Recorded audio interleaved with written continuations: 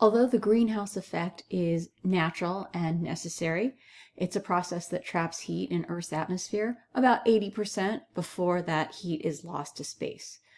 What we're experiencing on Earth now is the enhanced greenhouse effect, where more heat is trapped. That means more than 80%, which is not how Earth's energy balance was established. We're experiencing the enhanced greenhouse effect because the greenhouse gases have increased in concentrations. What we know from atmospheric data and molecule shapes and bonds is that first, carbon dioxide contributes to higher temperatures. We know this from the molecule shapes and infrared absorption due to bending and stretching in molecules like carbon dioxide, water, and methane. We also know that concentrations of carbon dioxide have increased since the beginning of the industrial era, the late 1800s, or over the 1900s, over the last 100 years. So we know this from atmospheric measurements. Direct measurements of the molecules in the air have shown increase in concentrations of carbon dioxide to where they are now at about 400 parts per million. Increased carbon dioxide is due to human activity. That's an anthropogenic effect. That's human caused.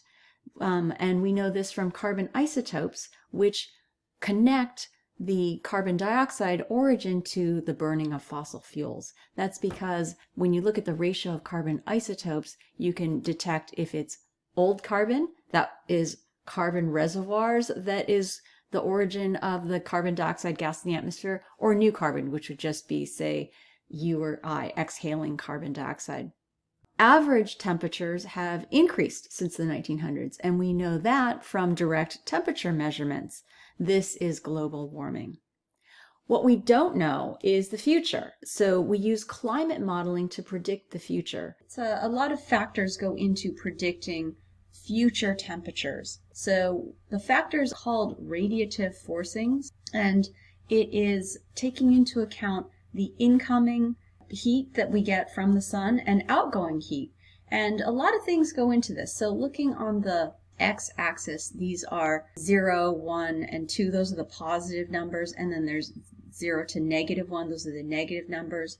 So there are positive radiative forcings, and these cause heating, these cause warming, and then the negative cause cooling. See, in general, there are more warming effects, but there are also cooling effects. On the y-axis, these forcings are both natural, but also anthropogenic, so that means human caused. And we can see that most of the forcings, most of these factors that affect the models are anthropogenic. They're caused by humans. Just a small amount are natural. Just this one. And so this one, starting down here, are changes in solar irradiance. So this is just random fluctuations of the sun. Sometimes the sun sends out flares, and this is going to cause heating. Okay? So that's on the plus side. So looking at the cooling effects, negative anthropogenic. Clouds are the biggest question mark. So clouds are a real question mark. So there's a big kind of error, because clouds do cause cooling. And the question is, will there be more clouds because there's going to be more evaporation and to create more clouds when there's more heating? Albedo change. Albedo is reflection off surfaces. And so this actually has a negative effect. There's also aerosols like dust. Those create more clouds, and that leads to more question marks of more clouds, because clouds can cause a cooling effect. So we can see, though, the majority of these are anthropogenic, and they're warming effects. They're on the positive side.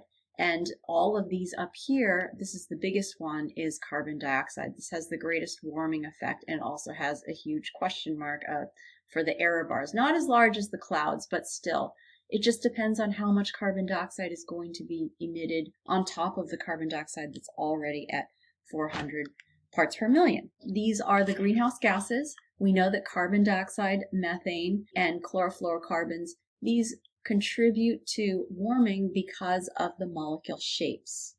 Both snow and sand have high albedo, which is reflection of the incoming energy off of those surfaces, because they are lightly colored. Both snow and sand, therefore, have cooling effects as far as radiative forcing. Some of these albedo values are low. So this is for trees, forest, and ocean.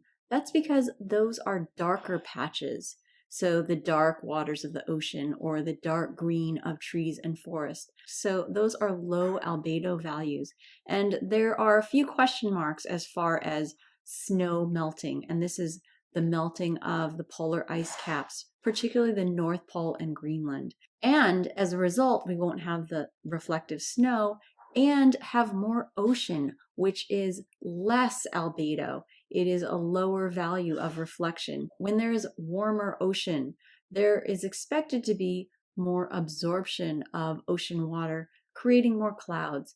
Clouds are a big question mark because clouds have a cooling effect, and if there are more clouds, that would lead to more cooling. So climate models are used to explain the temperature increases experienced in the last 30 years and then predict future temperature increases.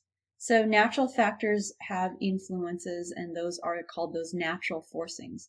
And then there are also anthropogenic forcings. Those are the human caused, and those generally have a greater effect. Taking the pink and purple take into account both natural and anthropogenic, so natural and human cause, and over land or land and ocean or just the ocean.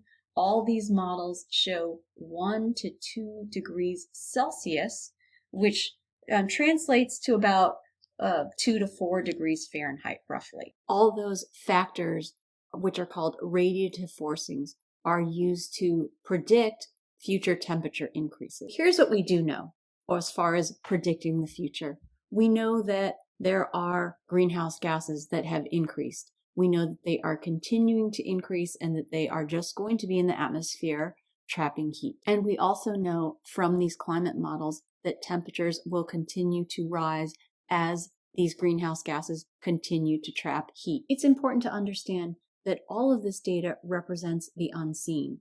We can't see these molecules absorbing infrared heat. There's also skepticism about predicting the future, but we know that all of the factors have been worked in as far as predicting the temperature increases. Climate will change, climate has changed, and a lot of other changes will occur as a result of climate change.